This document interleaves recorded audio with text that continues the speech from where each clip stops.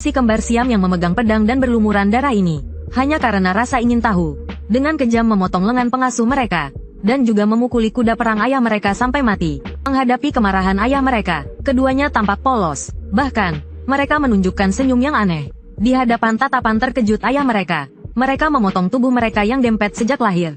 Keduanya berasal dari keluarga terpandang. Ibu mereka adalah wanita cantik tiada taraf, Su Hualing.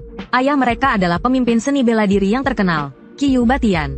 Tak lama setelah menikah, mereka dikaruniai si kembar ini. Namun, seorang tabib tua menemukan keanehan saat memeriksa denyut nadi sang ibu. Ia meminta Qiyu Batian untuk bersiap memilih antara menyelamatkan ibu atau anak. Janin terus menyerap energi vital sang ibu. Jika dibiarkan, nyawa sang ibu akan terancam. Tetapi, keduanya tidak bisa mengorbankan anak-anak mereka. Seiring usia kandungan bertambah, Su Hualing semakin kurus. Makanan lezat dan obat-obatan mujarab pun tak mempan. Saat melahirkan, tubuhnya kurus kering, seperti mayat hidup. Akhirnya, setelah menghabiskan seluruh tenaganya, ia melahirkan bayi kembar. Namun, setelah melihat bayinya kembar siam, ia tak tahan menanggung kesedihan dan meninggal dunia. Qiyu Batian merasa menyesal dan marah. Ia membunuh dukun beranak dengan pedangnya, dan memperingatkan semua pelayannya, bahwa sampai kedua anaknya berusia 18 tahun, tak seorang pun boleh meninggalkan rumah.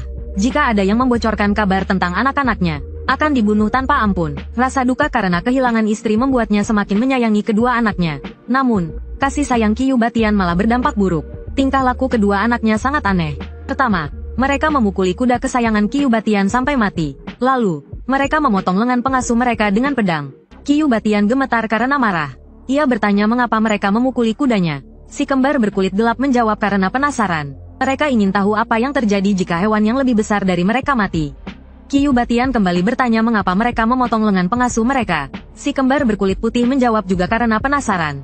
Mereka ingin tahu apa yang terjadi jika lengan terpotong. Qiyu Batian langsung murka. Ia bertanya mengapa mereka penasaran dengan hal-hal seperti itu.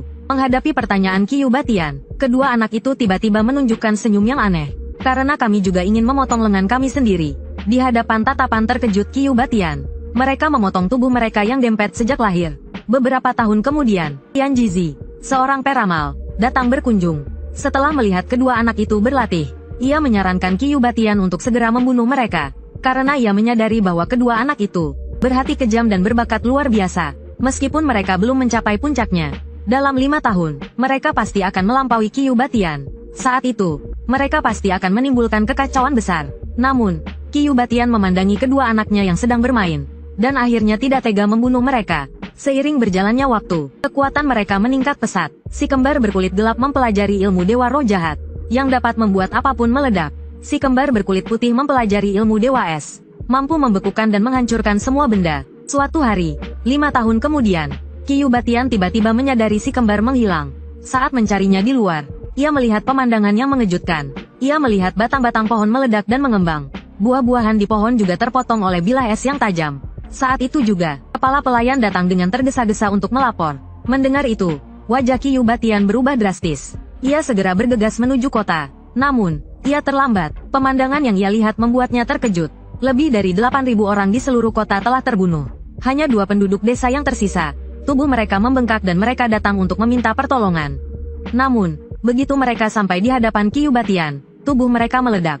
Qiyu Batian dipenuhi darah penduduk desa yang tak bersalah.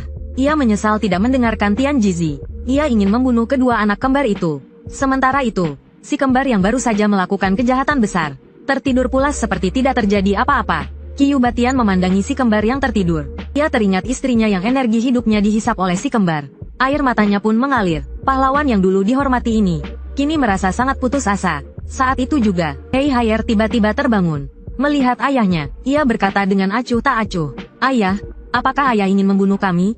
Hanya karena kami membunuh beberapa penduduk desa? Mendengar itu, Qiyu Batian tidak bisa menahan diri lagi. Ia ingin membunuh si kembar dengan tangannya sendiri. Namun, Hei Haier hanya menyentuhnya sedikit, dan lengan Qiyu Batian langsung membengkak.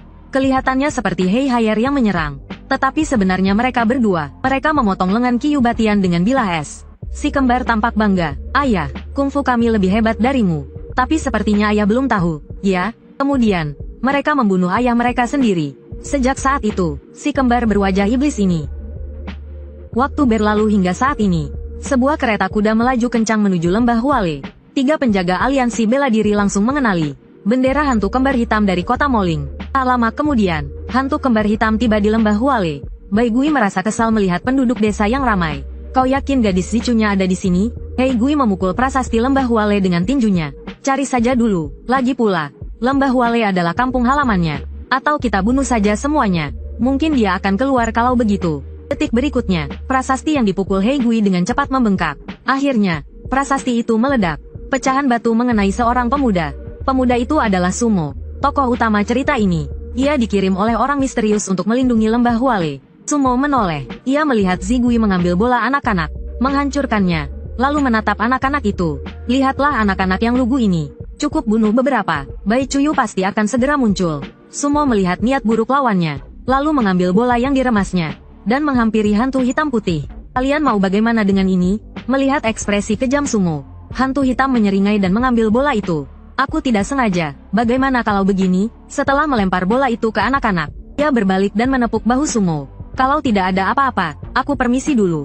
Saat itu juga, perut Sumo tiba-tiba membengkak, dan ia merasa tubuhnya akan meledak. Namun detik berikutnya, Sumo bersendawa panjang, dan tubuhnya kembali normal. Hantu hitam menatap Sumo dengan gembira. Hantu putih, anak itu milikku. Kau tidak boleh menyentuhnya. Bagaimana jika aku tidak setuju? Lakukan seperti biasa. Pria harus diadu berdasarkan kekuatan tinjunya. Bukankah kau bilang mau mengandalkan tinju? Lalu kenapa kau mengeluarkan gunting? Saat keduanya sulit menentukan pemenang, 4 orang berwajah garang datang menghampiri.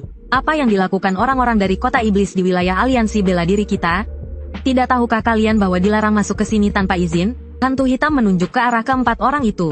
Apa yang mereka katakan? Hantu putih menjelaskan. Sepertinya mereka menyuruh kita pergi. Sudahlah, kita lanjutkan Sweet saja. Beberapa saat kemudian, hantu hitam menang. Hantu putih menatap marah ke arah ke-4 orang itu. Karena kalian terlalu berisik, aku jadi kalah Sweet. Saat ia berbicara, salah satu dari mereka dipenggal kepalanya. 3 orang lainnya langsung merasa bahaya, dan berbalik untuk melarikan diri. Hantu putih melihat itu dan mengejar mereka. Hantu hitam menatap Sumo dengan bangga. Kau terlihat cukup tangguh, nak. Begitu selesai berbicara, Sumo menyerang lebih dulu. Dengan pukulan uppercut, diikuti tendangan kapak di udara. Hantu hitam menangkis dengan lengannya. Ia tidak menyangka, anak desa yang terlihat bodoh ini memiliki gerakan yang sederhana namun efektif, tetapi sangat kuat. Tidak ada fluktuasi energi internal, tetapi serangannya sulit dihindari. Hanya dalam beberapa ronde, banyak tulangnya yang remuk. Sumo terus menghujani pukulannya. Pukulan ini langsung menghancurkan dantian hantu hitam. Hantu hitam memegangi perutnya dan berpikir, jika dipukul sekali lagi, aku pasti mati. Sumo mengepalkan tinjunya dan berkata, tidak kusangka orang-orang dari kota iblis begitu tahan pukul. Mulai sekarang, aku akan menggunakan seluruh kekuatanku. Hei Gui menatap tajam Sumo. Ia teringat akan jurus Molinggong miliknya. Meskipun jurus ini seperti petasan, kekuatannya jauh lebih dahsyat. Jurus ini disebut Mentian Baolei. Sekarang, asalkan aku bisa menangkap Sumo, aku bisa membunuhnya dengan jurus ini. Saat itu, Sumo sudah melancarkan tinjunya. Sambil menghindar, Hei Gui menghantam Sumo dengan telapak tangannya. Detik berikutnya, tubuh Sumo memancarkan cahaya, disusul suara ledakan yang keras. Namun, setelah debu mereda, Sumo muncul kembali. Apa itu jurus pamungkasmu? Terlihat biasa saja. Hei Gui tak percaya. Tidak mungkin, dia bisa menahan Mentian Baolei. Tiba-tiba, ia seperti melihat naga 5 cakar di belakang Sumo. Mata naga itu menatapnya dengan penuh amarah. Melihat itu, Hei Gui ketakutan. Ia segera menjauh dari Sumo. Sumo mengejarnya. Selesai sudah. Saat itu, Hei Gui merasakan aura kematian. Ia tidak rela. Ia ingin mati bersama Sumo. Lalu, ia memukul tanah dengan telapak tangannya. Tanah di bawah kaki Sumo mengembang dengan cepat. Kemudian, terjadi ledakan keras. Hei Gui menatap ke depan dengan susah payah. Untuk jurus ini, aku mengerahkan seluruh kekuatanku. Kau tak mungkin selamat. Namun, detik berikutnya, Sumo muncul kembali di hadapannya. Kali ini, Hei Gui tidak seberuntung itu. Ia langsung dihabisi Sumo dengan satu pukulan. Dengan demikian, peringkat ke-8 kota Moling, Hei Gui, tewas. Hei Gui. Sementara itu, Baigi yang sedang mengejar mata-mata Wulin Meng melihat keributan di sana. Hei Gui membuat keributan besar. Aku juga tidak boleh kalah. Mata-mata Wulin Meng melihat Baigi mengejar mereka, berencana untuk berpencar, asalkan satu orang bisa lolos dan membawa pesan kembali ke markas. Tapi Baigi sangat cepat. Ia langsung menyusul pria yang memegang gada berduri, lalu membelahnya menjadi 2. Baigi menatap 2 orang yang tersisa dengan sinis. Jangan kira kalau kalian berpencar, aku tidak bisa menangkap kalian. Pria yang membawa 2 pedang menoleh ke belakang, ingin melihat apakah ia dikejar. Namun, detik berikutnya, Baigi muncul di sampingnya. Sebelum pria itu sempat bereaksi, Baigi langsung membelahnya. Kemudian, Baigi melompat ke puncak menara. dan menemukan orang terakhir. Saat hendak melancarkan serangan pamungkas, tiba-tiba muncul sebuah tangan besar, mencengkeram kepala Bai Gui, lalu melemparnya dengan kuat. Menara tinggi itu terbelah dua. Zigui pun jatuh dari puncak menara ke tanah. Dia sama sekali tidak tahu apa yang baru saja terjadi. Saat ia melihat sekeliling, ia mendapati Hei Gui terbaring di sampingnya. Dia tidak percaya, Hei Gui dikalahkan oleh pemuda itu. Sumo perlahan mendekati Zigui dan berkata, "Apa membunuh orang sesemudah itu bagimu?" Bai Gui terlihat meremehkan. "Jangan pikir kau tak terkalahkan setelah mengalahkan Hei Gui." Setelah mengatakan itu, dia mengayunkan pedangnya. Namun, sedetik kemudian, Zigui terlempar mundur, lalu menabrak dinding dengan keras. Sumo menatap Zigui. "Kalian tidak akan punya kesempatan kedua untuk muncul di lembah Hualuo." Zigui menggertakkan giginya dan berdiri. Dia kembali mengayunkan pedangnya ke arah Sumo. Sumo melompat untuk menghindari serangan Zigui. Melihat Sumo di udara, Bai Gui menggunakan serangan terkuatnya. Jurus ini memiliki jangkauan serangan yang luas. Mustahil untuk dihindari di udara. Hujan pedang memenuhi langit, bertujuan untuk mencabik-cabik Sumo. Namun, Sumo justru maju, menghadapi hujan pedang yang datang. Saat Zigui yakin akan kemenangannya, sebuah celah terbuka di tengah hujan pedang. Sosok Sumo melompat turun. Di tengah tatapan ngeri Zigui, Sumo melayangkan tinjunya, mengenai Zigui dengan keras. Bai Gui terlempar ratusan meter, dan menabrak dinding dengan keras. Peringkat ke-7 Kota Moling, Bai Gui, telah tumbang. Si kembar yang penuh dosa ini, membayar harga yang mahal atas kejahatan mereka. Melihat kejadian ini, mata-mata aliansi bela diri yang bersembunyi di kejauhan terkejut. Tak disangka lembah Hualuo menyembunyikan ahli seperti itu. Kota Moling pasti tidak akan tinggal diam. Aku harus segera melaporkan ini ke aliansi bela diri. Tidak lama setelah mata-mata itu pergi, sepasang tangan besar menyeret Hei Gui dan Zigui. Sumo mengepalkan tangannya. "Apakah kau juga dari Kota Moling?" Orang tua bungkuk itu berkata dengan tenang. "Aku hanya seorang kusir, mengumpulkan hutang untuk orang lain." Sebelum pergi, orang tua bungkuk itu melanjutkan, "Kota Moling tidak akan tinggal diam." Keesokan harinya, di Kota Moling yang menguasai 13 kota, dan memiliki 10.000 tentara bayaran, di dalam sebuah ruangan yang suram, terbaring seorang pria dengan perut berotot 18 kotak. Saat itu, seorang pelayan masuk. Dia dengan hati-hati mendekati tempat tidur pria itu. "Tuan Kuangmo, penguasa kota memanggil Anda. Cepatlah ke sana." Begitu kata-kata itu terucap, pelayan itu memuntahkan darah dari mulutnya. Melihat itu, dia segera berlutut dan memohon, "Tuan Iblis Gila, tolong, cepat pakai baju zirahmu." Setelah pria itu mengenakan baju zirahnya, pelayan itu sudah pingsan. Dia adalah Iblis Gila, salah satu dari 3 iblis kota roh jahat. Monster yang hanya dengan aura pembunuh yang dipancarkan tubuhnya, bisa merenggut nyawa seseorang. Siapapun yang menatap matanya, akan memuntahkan darah dan kehilangan kesadaran. Baju zirah yang terbuat dari besi dingin berusia 10.000 tahun ini, bukan untuk melindungi tubuhnya, tetapi untuk mencegah melukai orang lain. Saat itu, di aula utama Istana Iblis Surgawi, pria yang memimpin melihat 2 hantu hitam dipukuli hingga sekarat. Dia dengan marah meremukkan sandaran tangannya. "Siapa yang melakukan ini?" Orang tua bungkuk itu melangkah maju dan berkata, "Sumo dari Lembah Bunga Bahagia." Mendengar itu, pria yang memimpin melanjutkan, "Sumo, aku belum pernah mendengar nama itu di dunia persilatan. Siapa di antara kalian yang akan pergi ke Lembah Bunga Bahagia?" Saat semua orang merasa malas dan tidak mau pergi, Iblis Gila masuk. "Iblis Gila, kau datang tepat waktu. Pergi ke Lembah Bunga Bahagia, habisi anak muda bernama Sumo, sekaligus bawa kembali pengkhianat Bai Chuya." Kata Iblis Gila memerah, "Jika aku yang pergi, aku khawatir seluruh Lembah Bunga Bahagia akan lenyap." Pria yang memimpin tertawa jahat. "Hanya Lembah Bunga Bahagia, hilang pun tak masalah. Yang terpenting adalah bawa Bai Chuya kembali padaku." Sementara itu, penduduk desa Lembah Bunga Bahagia berkumpul di sekitar lubang besar yang dibuat oleh Sumo. Paman RT berwajah muram. "Perbaikan monumen 1000 tael, rumah yang rusak 3000 tael. Kau yakin anak pengantar barang itu yang melakukannya?" Dia terlihat bodoh, tidak seperti ahli. Saat Paman RT mengunci target pada Sumo, protagonis kita sedang duduk lapar di depan sebuah kios. Bisnis pemuda tampan di sebelahnya masih ramai. Sumo tampak murung. Apakah wajahnya benar-benar bermasalah? Saat itu, 5 bayangan gelap muncul di depan kios. Melihat tatapan penuh saki mereka, kata hati Sumo mengatakan, dia harus berpura-pura tidak tahu. Sumo secara naluriah berkata, "Bukan aku yang melakukannya." Paman RT mendekati Sumo. "Apa yang bukan kau lakukan?" "Aku belum bertanya apa-apa. Lihat ini dulu." Lembah Bunga Bahagia menuntut ganti rugi 5.000 tael. Sumo langsung terkejut. Dia segera mengatakan bahwa dia tidak tahu apa-apa. Saat itu, Paman RT menunjuk ke kejauhan. "Lihat, ada beberapa gadis di sana." Saat Sumo tertegun, paman dari komite lingkungan datang tiba-tiba. Sebelum Sumo bisa bernapas, seorang penduduk desa mengambil tongkat kayu dan memukul Sumo lagi. Semua orang tampak tak percaya. Kita pasti salah. Anak ini tidak terlihat seperti seorang master. Ayo pergi. Ayo pergi. Laporkan dulu ke aliansi bela diri. Biarkan mereka yang menanganinya. Setelah orang-orang dari komite lingkungan pergi, Sumo diam-diam lolos dari bencana lagi. Saat itu, sebuah sapu tangan disodorkan padanya. Gunakan ini untuk menyeka hidungmu yang berdarah. Sumo mendongak. Dia melihat seorang wanita cantik dan anggun muncul di hadapannya. Wanita itu berkata, bisakah satu tael perak benar-benar menyelesaikan semua masalahku? Wanita itu membawa pulang pemuda itu dengan satu tael perak. Pemuda itu masih polos berpikir dia telah menemukan cinta sejati. Tanpa sepengetahuannya, wanita itu ingin menguji kekuatannya. Saat dia membayangkan masa depan yang indah, wanita itu membawanya ke rumah kosong ini. Ketika dia tersadar dan melihat lebih dekat, dia menemukan sepasang mata menatapnya tajam. Sumo mengira dia melihat hantu, dan buru-buru membungkuk dalam-dalam. Tetapi ketika dia berbalik untuk melarikan diri, dia dihadang oleh boneka kayu lain.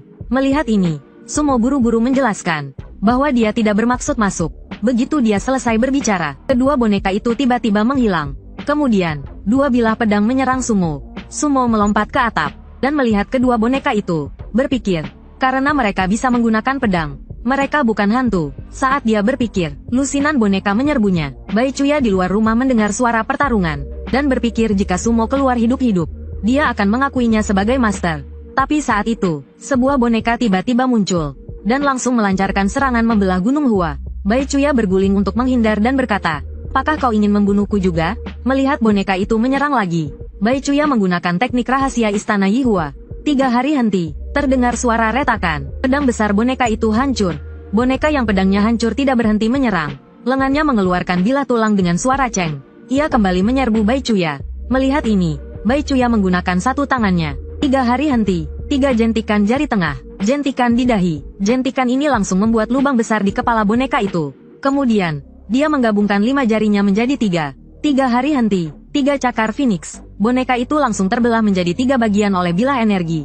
Bahkan rumah di belakang boneka itu pun ikut terbelah. Setelah pertarungan berakhir, Bai Chuya melompat ke atap. Terlihat pemandangan yang mengejutkan. Pemuda yang tampak tak memiliki kekuatan dalam dirinya, ternyata bisa mengalahkan semua boneka kayu dengan begitu cepat. Sementara itu, tangan jenderal hantu pengendali boneka, yang mengendalikan benang boneka kayu semuanya putus. Lalu, dengan dingin ia berkata, sepertinya aku harus turun tangan sendiri. Begitu selesai bicara, ia mendobrak atap dan melayang di udara. Di depan mata Sumo dan Bai Chuya yang terkejut, ia langsung menebaskan pedangnya. Kemanapun tebasan pedang itu mengarah, semua rumah hancur, tanah retak hingga ratusan meter. Saat Sumo masih tercengang, jenderal hantu menebasnya dengan pedang. Sumo mundur ke tanah.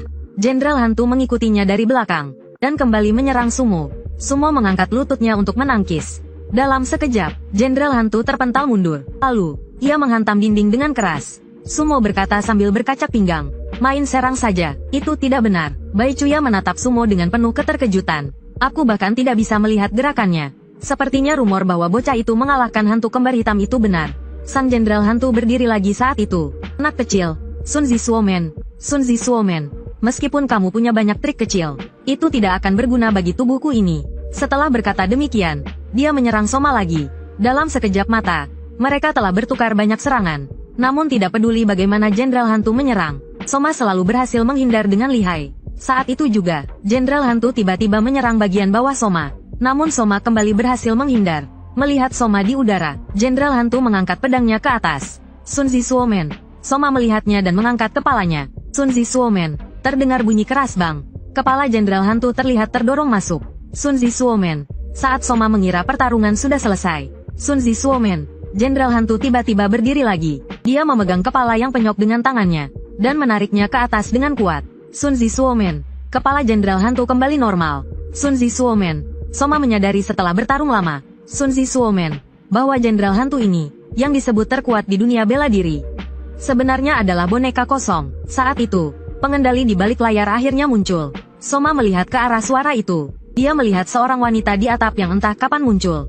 Dan jenderal hantu itu ternyata adalah boneka wanita itu. Saat itu juga, salju mulai turun dari langit. Suhu di sekitar langsung menurun. Wanita itu muncul dengan mata bercahaya. Dia perlahan melayang mendekat. Bai Chuya langsung mengenali wanita itu. Dia adalah nona salju dari Tianshan yang terkenal menakutkan 100 tahun lalu. Ghost. Wajah Bai Chuya penuh kekhawatiran. Jika wanita itu benar-benar seorang penyihir, dia dan anak laki-laki pembawa pesan itu tidak punya peluang menang. Ghost. Dia menatap langit dan berkata, Ini pertama kalinya aku keluar istana dalam lebih dari 10 tahun. Kalian harus memastikan aku bersenang-senang. Melihat ekspresi Gui-Gui yang mengintimidasi, Sumo yakin bahwa dia adalah pemilik rumah ini. Dia telah ditipu oleh Bai Chuya untuk datang ke sini dan membuat rumah ini berantakan. Jika pemilik rumah memintanya untuk mengganti kerugian, dia akan berada dalam masalah. Memikirkan hal ini, Sumo menunjuk Bai Chuya dan berkata, "Lihat penipu wanita itu, dialah yang berbohong dan mengatakan bahwa rumahmu adalah rumahnya. Jika Anda ingin meminta pertanggungjawaban, lebih baik cari dia, bukan aku." Begitu dia selesai berbicara, Gui-Gui mengibaskan tangannya dengan lembut dan melemparkan Sumo beberapa meter jauhnya, menunjukkan bahwa dia tidak tertarik pada Sumo, tetapi pada Bai Chuya. Dia kemudian menatap Bai Chuya dan berkata, "Mulai sekarang, kau sebaiknya menjawab pertanyaanku dengan hati-hati. Teknik rahasia Istana Yihua, 3 hari henti, tidak pernah diajarkan kepada orang luar. Dari mana kau mempelajarinya?" 10 tahun yang lalu, Istana Yihua dihancurkan. Hanya seorang gadis kecil yang nyaris lolos dengan bergabung dengan kota roh jahat. "Mungkinkah kau anak itu?" Wajah Bai Chuya menegang. Jika wanita ini benar-benar Gui-Gui yang legendaris, maka dia bukan tandingannya. Dia harus segera menemukan cara untuk melarikan diri. Dia kemudian perlahan mendekati Gui-Gui dan berkata, "Aku tidak bermaksud menyinggung. Mohon maafkan aku, senior." Detik berikutnya, dia melemparkan bom asap yang sudah disiapkan ke arah Gui-Gui. Kemudian, dia menggunakan jurus ketiga dari teknik rahasia Istana Yihua, 3 hari henti. Cakar naga kuning, Gui-Gui berkata dengan ekspresi datar. "Sungguh sayang teknik sehebat ini kau gunakan seperti ini. Sayang sekali." Dia kemudian dengan lembut melancarkan satu serangan telapak tangan. Tangan angin dingin menembus tulang dari ilmu es abadi. Serangan itu langsung menerbangkan Bai Chuya. Bai Chuya memegangi dadanya dan berlutut di tanah. Dia merasa sulit bernapas, dan merasakan sakit di sumsum tulangnya. Jika dia tidak segera menghilangkan hawa dingin ini, dia pasti akan mati. Gui-Gui berjalan ke arah Bai Chuya. Energi dingin yang ekstrim telah menembus organ dalammu. "Sekarang, bisakah kau menjawab pertanyaanku?" Melihat Bai Chuya tidak mau menyerah, Gui-Gui mencekik leher Bai Chuya di udara dan berkata, "Gadis kecil yang selamat dari Istana Yihua pasti kau. Tak disangka putri Bai Lingfei selemah ini. Aku telah menjelajahi dunia persilatan selama ratusan tahun, dan hanya ada 3 wanita yang setaraku. Yang pertama adalah Ratu Pedang Qin Keiyu dengan 72 jurus pedang plum blossomnya. Yang kedua adalah Tang Surong, Dewi Sembilan Langit dan kepala keluarga Tang. Dan yang terakhir adalah ibumu, pemimpin Istana Yihua, Bai Lingfei. 30 tahun yang lalu, aku bertarung melawan ibumu, dan bahu kiriku terluka, belum sembuh sampai sekarang." Bai Chuya berkata dengan gemetar, "Seperti apapun hidupmu, dan dendam apapun yang kau miliki dengan ibuku, itu semua tidak ada hubungannya denganku." Mendengar ini, Gui-Gui sedikit mempererat cengkeramannya. "Kau seharusnya tahu, mengapa Istana Yihua dihancurkan. Katakan, apa sebenarnya rahasia keabadian itu?" Dengan leher memerah karena dicekik, Chuya berkata dengan susah payah, "Aku tidak tahu rahasia keabadian apapun. Jika memang ada hal seperti itu, ibuku tidak akan mati." Mendengar itu, Gui-Gui mengepalkan tinjunya. "Kalau kau tidak mau bicara, mati saja." Chuya hampir dicekik sampai mati. Saat itu juga, Sumo tiba-tiba datang. "Maaf, mengganggu kalian berdua. Bolehkah aku pergi? Barang-barang yang rusak itu karena pembelaan diri. Lagi pula, kau juga memukulku tadi. Jadi, kerugian kita impas." Melihat Sumo hendak pergi, Chuya memohon dengan pilu, "Tolong selamatkan aku." Sumo tersenyum tipis. "Maaf, aku tidak bisa ikut campur." Setelah mengatakan itu, dia berbalik dan pergi. Tapi ketika dia mendengar Chuya menyebutkan 5 tael, dia langsung berhenti. Setelah berpikir sejenak, Sumo berbalik dan menunjuk Gui-Gui.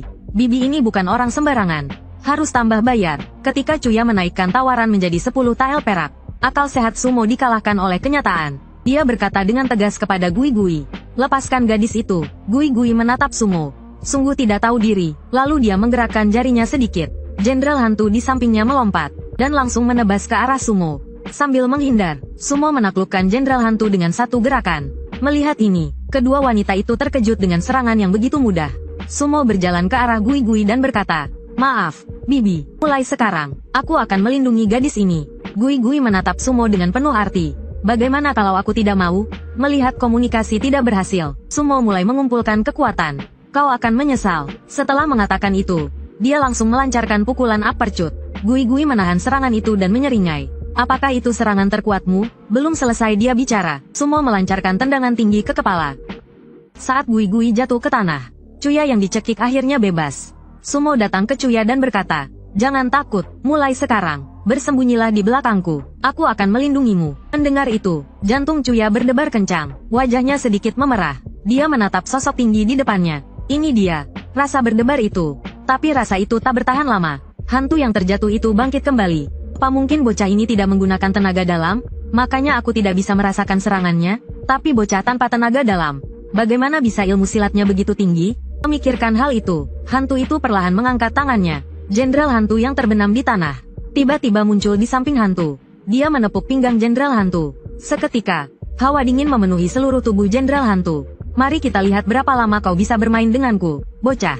Setelah perintah itu, jenderal hantu terlempar. Sumo menghela nafas. Sepertinya sedikit lebih kuat, tapi tetap saja hanya boneka. Lalu, dia meninju jenderal hantu di saat yang tepat. Kali ini, tubuh jenderal hantu berlubang besar. Hantu melihat celah Sumo. Dia langsung menyerang, mengeluarkan aliran udara dingin. Saat Sumo menangkis, hantu mendekati Sumo. Dengan jurus tangan angin yin menembus tulang, Sumo terlempar. Lalu dia melompat dan menginjak Sumo.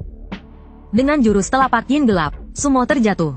Setelah debu menghilang, Sumo perlahan berdiri. Melihat Sumo masih ingin bertarung, hantu memperingatkan Sumo untuk tidak bergerak. Dua jurus mematikan telah mengenainya. Jika racun dingin tidak segera diusir, dia pasti mati. Namun, sebelum dia selesai bicara, Sumo menarik napas dalam-dalam dan menghembuskan udara dingin. Melihat itu, hantu terkejut. Apa bocah ini kebal dingin dan panas? Tidak, mungkin lebih dari itu. Mungkin dia memiliki tubuh kosong yang dapat menyerap energi alam. Hantu menatap Sumo dengan tak percaya. Siapa kau sebenarnya? Sumo mengepalkan tangan dan melompat. Aku hanya seorang pesuruh. Setelah saling bertatapan, hantu berkata, dengan ilmu silat sedalam ini, akhirnya aku tahu siapa kau. Begitu dia selesai bicara, hantu melepaskan energi yang kuat. Energi itu menyebar dengan cepat, membekukan Sumo dan Zichuya menjadi patung es. Detik berikutnya, hantu mengelus wajah Sumo dan bergumam, kau sangat mirip dengannya. Satu-satunya pria yang membuat hatiku yang dingin dan beku berdebar kembali.